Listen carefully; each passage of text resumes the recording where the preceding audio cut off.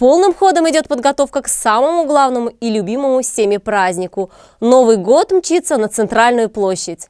И вот она, нарядная, новогодняя гостья. На главной площади Кармаскалинского района установили главный символ Нового года. Не каждое дерево может стать новогодним. Оно должно иметь ровный ствол, одну макушку, быть определенной высоты и, конечно же, пушистым. Виновница торжества сразу же привлекла внимание прохожих. Наша елка пушистая, красивая, просто восхитительная.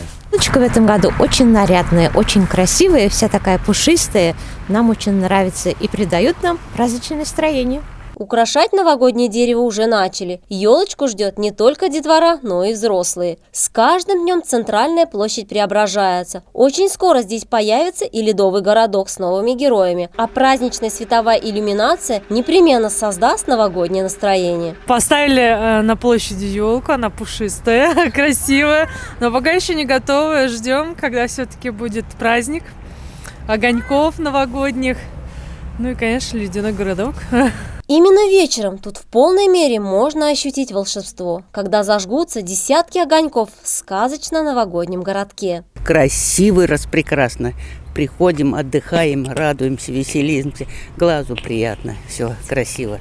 Я люблю очень Новый год, потому что все белоснежное и очень красивое. Каждый по-своему ощущает приближение Нового года. У каждого свои ритуалы и традиции. Для кого-то Новый год начинается с первой елки на улице. Кому-то о празднике напоминает Дед Мороз с подарками или тот же запах мандаринов. И все это выливается в общее настроение, которое делает этот праздник особенным.